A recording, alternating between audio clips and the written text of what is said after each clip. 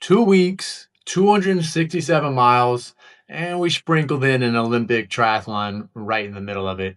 So didn't leave much room for a taper, but we got it done. And I also got blood work done right before the whole thing kicked off. And again, the moment it was over.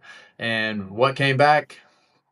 Yeah, some of it to be expected, some of it not. So some of it was bad, some of it was actually really good, and all of it tells a story about what was happening when I pushed my body way past what was comfortable. So real quick, what was this actually? The Badwater Elite VR 267-mile challenge is a virtual race modeled after one of the most brutal ultramarathon courses on the planet. 267 miles accumulated over a couple weeks. So the actual race gave you 16 days to do it. I got it done in 13, and I was deep into the middle when we had to go put in work on this Olympic triathlon. That's a 1,500-meter swim, 40K bike ride, and a 10K after that. So I was training for an Ironman, so this wasn't totally out of left field, but this was legit high volume block, and I wanted the data to see what all of this load was going to be doing. So I got blood work done right before. After this high volume effort, we got blood work right after, and these are some of the results. So let's start with what took a beating because it's real and we're not going to sugarcoat it. Total testosterone dropped from 696 to 497. Ooh, that's tough for a man to hear. That's a 28% crash. Free testosterone, the stuff your body actually uses, also dropped 21%. So here's why. So when you're putting your body under sustained extreme stress, cortisol goes through the roof, and cortisol and testosterone are essentially competing for the same raw material. So your body makes a decision: survival mode over vitality mode, and under that kind of load, survival is going to win every single time. So this is textbook. Endurance induced androgen suppression is temporary, but it's real and you feel it. So next up, biological age.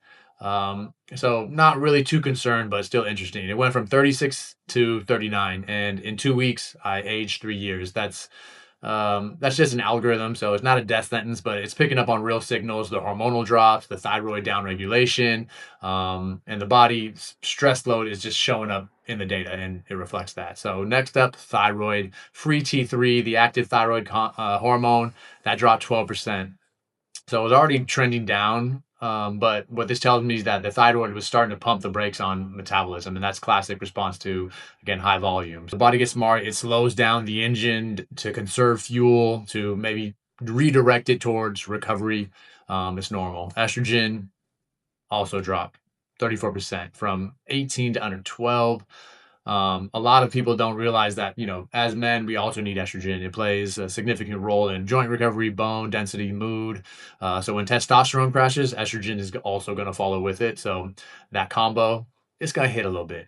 And then vitamin D, this was interesting, down 20%. So high training loads really eat up vitamin D, and I just wasn't supplementing aggressively enough. I got a lot of these miles in the sun, and I was hoping that was going to offset it. But takeaway is, still got to probably supplement, even though we get that sunshine in. So here's where things kind of get interesting, because while my hormones were getting rocked, something else was also happening, and triglycerides, my metabolic health, significantly improved. So triglycerides dropped 23% from 65 down to under 50, and that's how my body actively was burning stored fat as fuel. The triglycerides ratio, which is honestly one of the best proxies for insulin sensitivity, went from 0.84 to 0.62. So excellent number.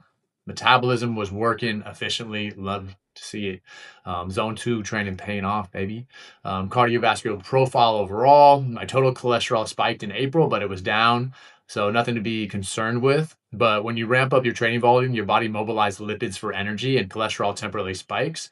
The good cholesterol actually increased. Total cholesterol to HDL ratio improved by 21%. So my cardiovascular risk profile was looking lovely after this. Inflammation, also an interesting one, because all this high effort, you would have expected inflammation to go through the roof, but it actually stayed the same, which was basically nothing. So after 267 miles and a triathlon, My recovery practices were locked in, mainly focused on sleep, hydration, and nutrition, but I also have access to sauna cold plunge. I really wasn't utilizing it. I was using a lot of leg compression, but that was great to see. So, what does all this actually mean? Number one, extreme endurance stress will rock your hormones temporarily.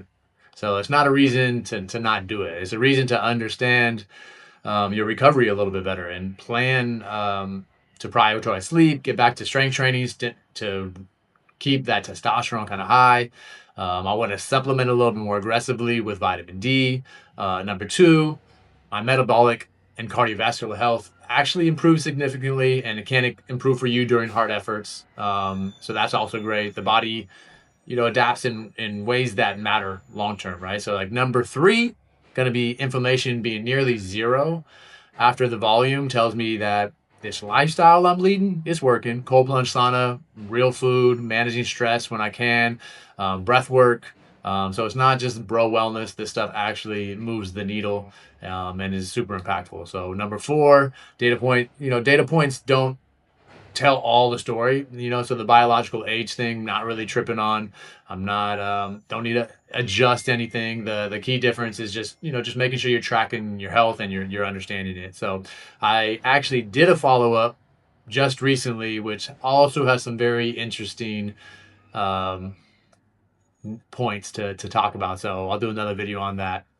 So if you're doing any kind of endurance training, you're not tracking, say, blood work, you might be flying a little blind. So, you don't have to be doing 267 miles to benefit from this kind of data. So just even a standard training block will show up in your blood work in your lab. So I would suggest maybe starting to track it and just getting a little bit more focused. I personally have been doing it every 30 days for the past like 6 months. So it's really cool to see as training blocks change, the impact that actually has on my blood work. So if you have any questions, I'll do my best to answer them. And if you want to see about that follow-up draw, go ahead and subscribe so you don't miss it.